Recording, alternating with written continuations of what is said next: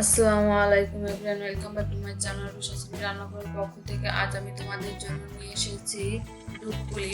আমি প্রথমে এখানে পুর রেডি করব। আমি এখানে হাফ কাপ লিকুইড দুধ দিয়েছি আর দিয়েছি 1/3 কাপ নারকেল কুড়া। আমি মিহি করে নারকেলটা কুড়িয়ে নিয়েছি। এখানে দিয়েছি স্বাদ অনুযায়ী লবণ আর দিব 1/4 কাপ খেজুরের গুড় দিয়ে আমি একটু ভালোভাবে মিশিয়ে নিব। দিব কাজু বাদাম।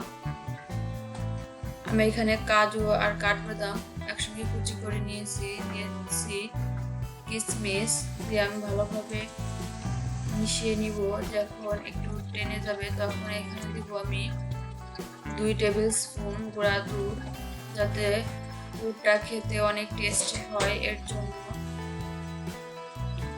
আমার পুরটা রেডি হয়ে গেছে। আমি এটাকে একটি সাইডে রেখে দিব। দিয়ে আমি অন্য একটি পাত্রে এখানে 1 কাপ লিকুইড দুধ নিয়েছি। যেহেতু দুধ পুলি হবে, এর জন্য আমি সবকিছু দুধ দিয়ে তৈরি করব আজ। এখানে দিব স্বাদ অনুযায়ী লবণ। এখানে আমি ডো তৈরি করব। এখানে আমি হাফ কাপ 2 বার চাউলের গুঁড়া নিয়েছি, অর্থাৎ 1 কাপ হবে।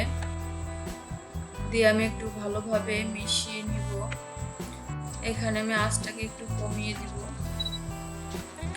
দিয়ে একটু ভালোভাবে ডোটাকে মিশিয়ে নিব, যাতে কোথাও বাকি না থাকে। সুন্দরভাবে আমি ডোটাকে তৈরি করে নিয়েছি। এটাকে একটু ঠান্ডা হলে আমি হাত দিয়ে ভালোভাবে মথে নিব।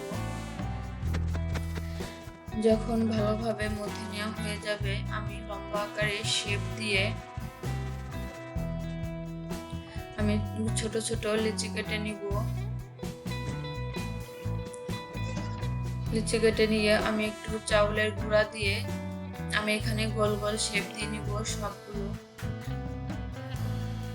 যাতে আমার বাটি তৈরি করতে অনেকটা সুবিধা হয়। এর জন্য এবার আমি বাটি আকারে তৈরি করব।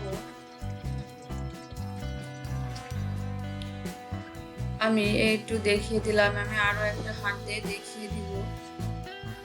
আমি সবগুলো একই নিয়মে করছি। আর পুরগুলো আমি একটি পাত্রে নিয়েছি। আমি এখানে পুর দিয়ে চাউলের গুঁড়া একটু হাতে মেখে একটু সাইড দিয়ে চেপে দিব, যাতে হাতে লেগে না যায়। এর জন্য চাউলের গুঁড়া ব্যবহার করব। আমি এই একইভাবে আমি এখানে কোনো ডিজাইন দিব না, আমি শুধু এইভাবে হাতে চেপে রেখে দেবো। আমি সবগুলো একই নিয়মে করবো। আমি দুটি দিয়ে দেখিয়ে দিলাম। আমি সবগুলো করে নিয়েছি। এখানে আমি 2.5 কাপ দুধ নিয়েছি।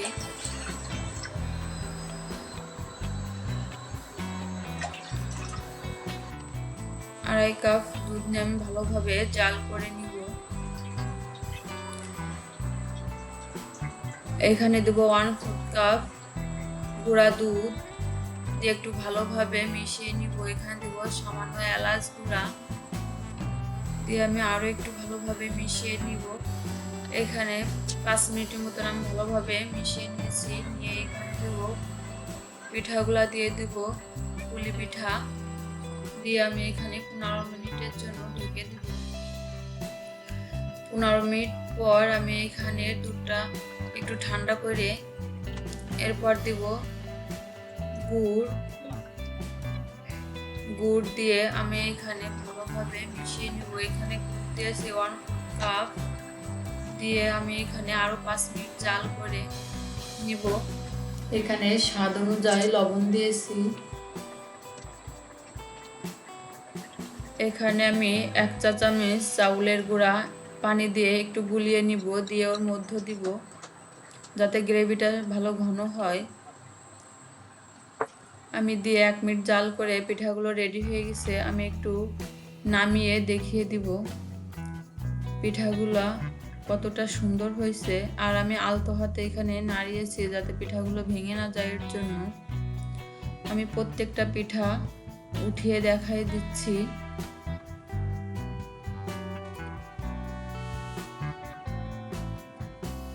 এখানে আমি সবগুলা পিঠা নামিয়ে নিয়েছি। এরপরে আমি একটু গ্রেভি দিয়ে দিব। পিঠাটা খেতে অসাধারণ তোমরা এভাবে বাসায় অবশ্যই একবার ট্রাই করে দেখতে পারো। ট্রাই করে আমাকে অবশ্যই কমেন্টস করে জানাবে।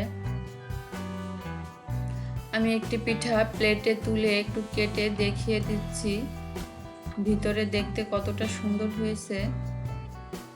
আমার ভিডিওটা যদি ভালো লেগে থাকে অবশ্যই লাইক দিবে আর বেশি বেশি করে শেয়ার করবে।